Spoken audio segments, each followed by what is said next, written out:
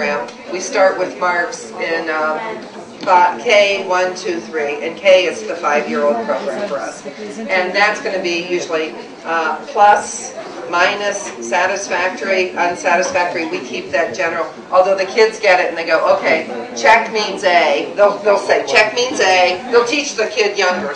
And so they have their interpretation, even though it usually means something emerging. And then it is, you can still do, assessments. You do this whole project, and then you may give a very similar assessment, a very similar test if you feel that you have to, and you'll be surprised how well the children do on your. I don't have to convince you, right? You keep saying, I'm the teacher. I agree. But I would also use portfolio and narrative. You have to sometimes just use narrative. Okay. We have maybe, if one group wants to share in the back.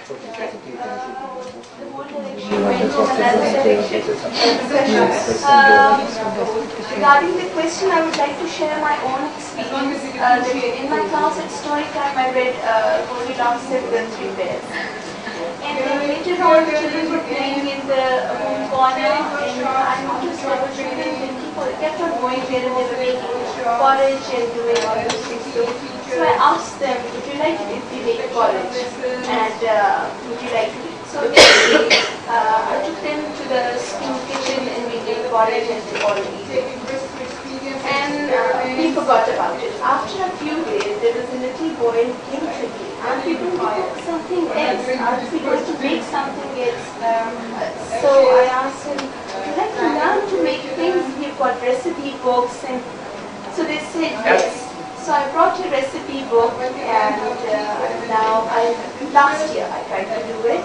That on a not very regular basis, but after 20 days or once in a month, we would make something, a cake, brownies, or muffins, and through that, the language skills was very good. They were measuring things, we should measure this much flour, put this much, this minute, jelly. And the language the retention will build up, they will tell others how to make it. So their mothers what is the recipe for this thing, what is the color, how does it smell, and just the transformation of ingredients to a cake. Different kind of learning was numerous language, and they got to make it in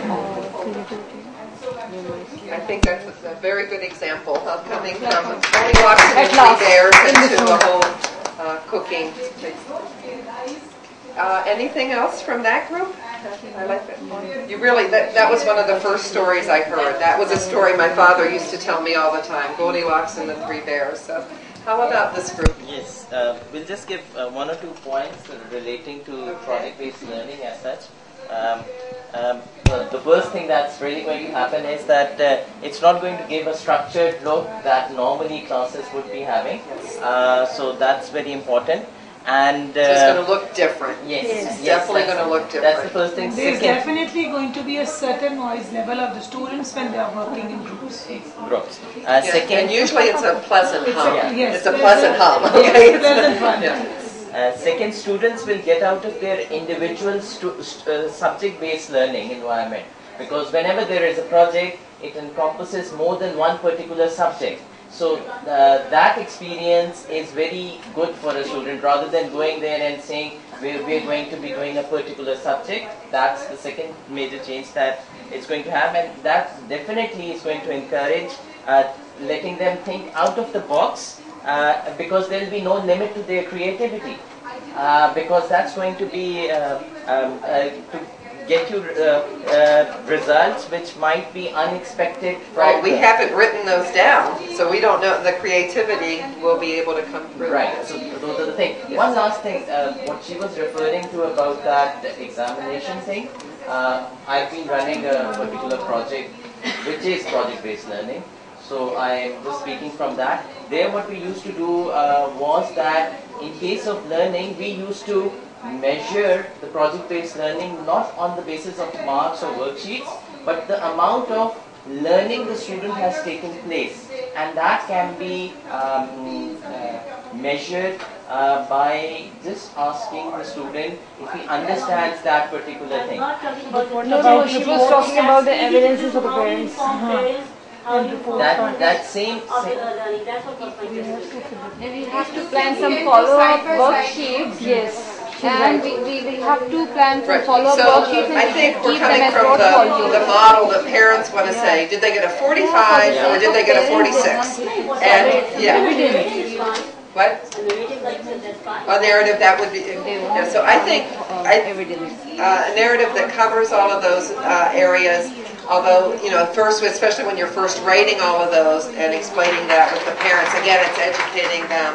The other thing I would like to commend you, this project-based learning is, I think, very much used in the U.S. in the early years. By that I mean before they go into first grade. It becomes more difficult in the public school venture, and this is where I want to congratulate you as Beaconhouse. I think you have more leeway to do these kind of what we would like to do in the schools. Right now, as it's come up several times during the conference, that you've invited, you know, international speakers and hearing what's happening in our countries, we're moving. We're still on the path and trying to move. Someone's trying to move back from this kind of accountability. Many of the questions that you were just asking, and this fear that the U.S. in particular is falling behind on how we do on standardized tests in math and science, and that's our big, you know, that push is coming again. So when you talk with scientists and with mathematicians and very, you know, bright people aside from educators, they believe it's project-based learning that makes it happen, and that was, you know, part of their success. But it is difficult right now. We're in this age of accountability, and this, even though teachers have been trained, it's the trust that we're going to be able to put out, you know, kind of the students. But that's a whole different story. I want to thank you so much for having me. I really enjoyed working with you all. Let me